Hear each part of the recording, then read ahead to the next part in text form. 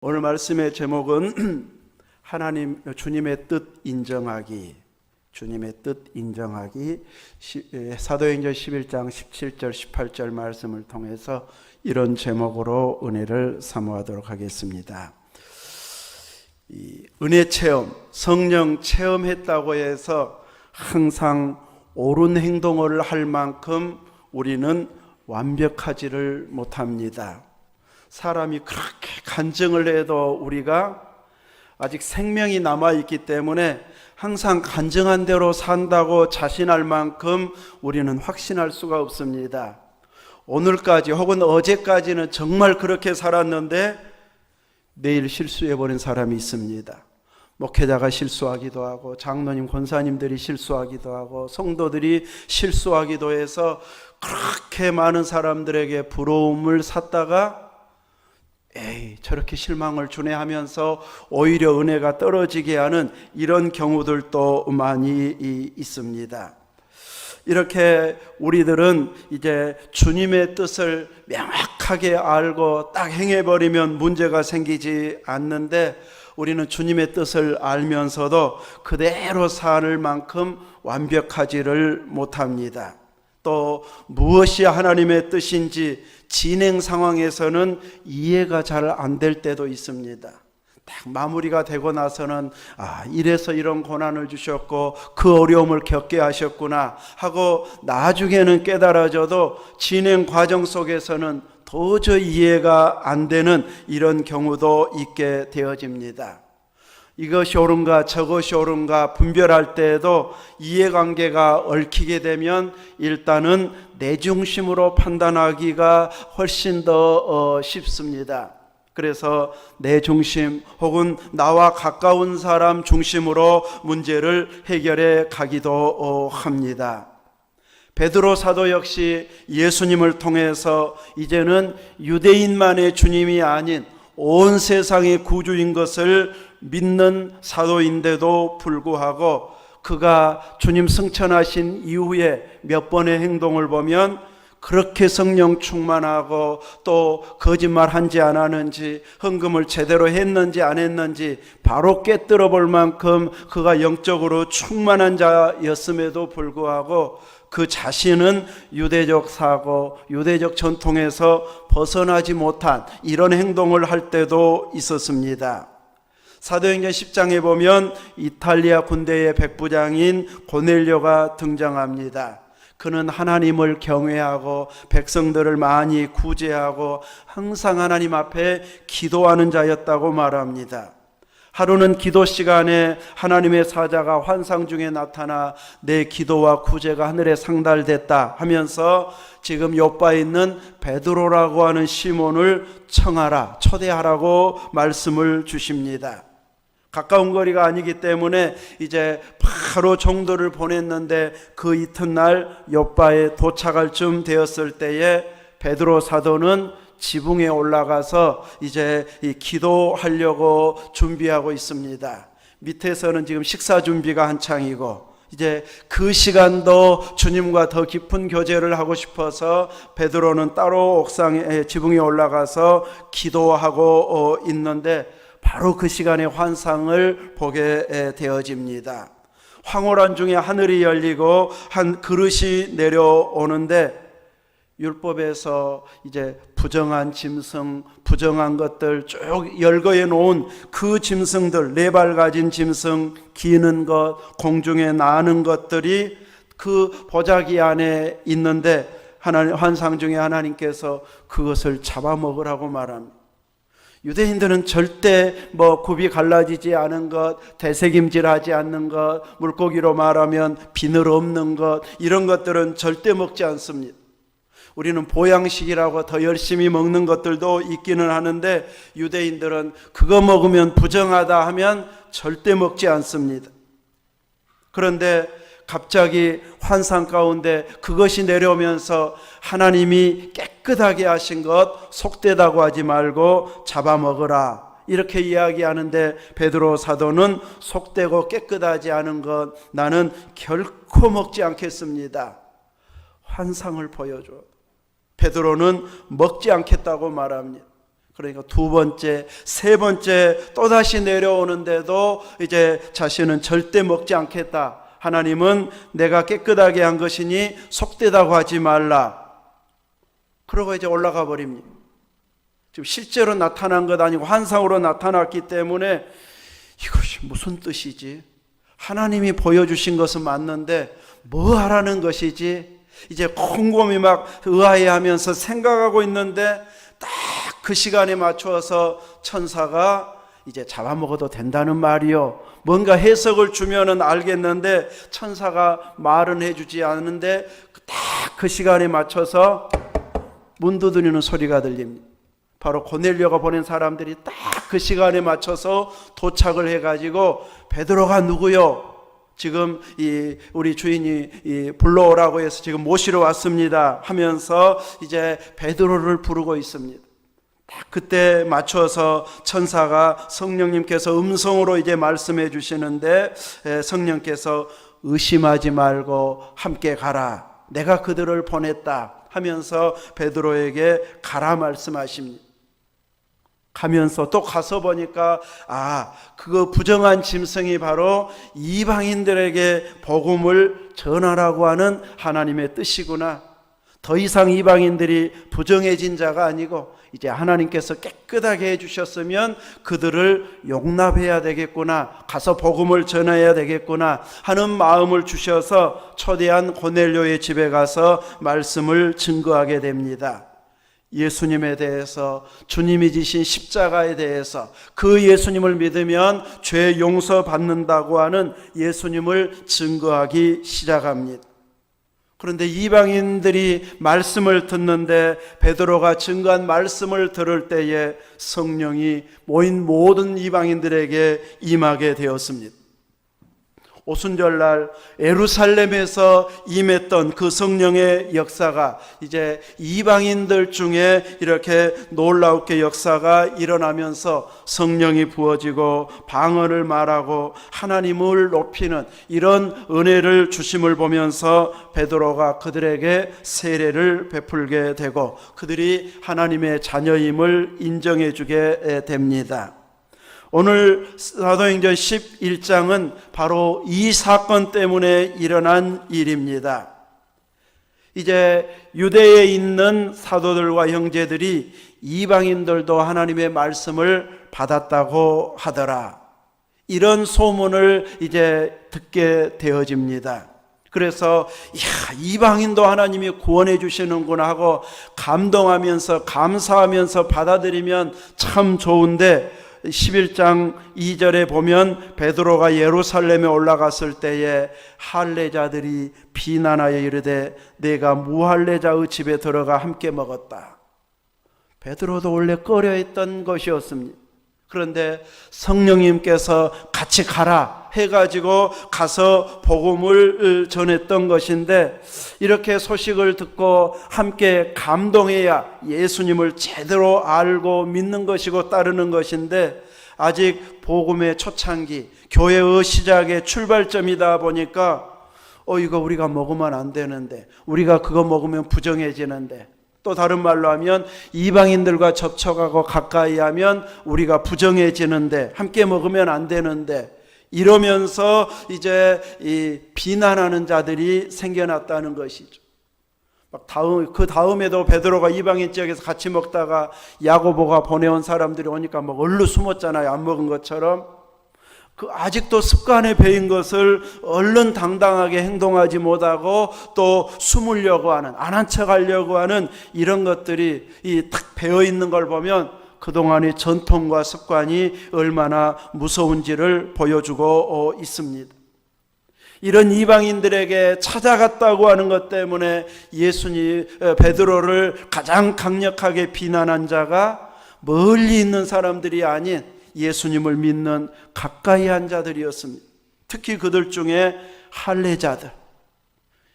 예수 믿어도 두 종류로 나뉘어 있었는데 유대인들 중에 할례도 꼭 그래도 받아야 된다. 예수 믿어도 할례는 할례대로 받아야 우리가 선민인 것이 드러난다 해서 할례파가 있었고, 이제는 옛날 예수님 오시기 전에는 할례가 필요했지만 아브라함에게 약속했던 그 할례 언약이 계속되어졌지만 이제는 할례가 필요 없다. 그래서 할례를 안 받아도 된다고 주장하는 무할례파가 있었고, 어떤 때는 무할례자이면서도 할례자들에게 복음 전하기 위해서 그냥 할례 받게 하는 이런 경우들도 있었는데, 이방인들에게 같이 접촉하고 먹고 함께 했다고 하는, 집에 들어갔다고 하는 것 때문에 할례자들이 강력하게 비난하게 되어집니다.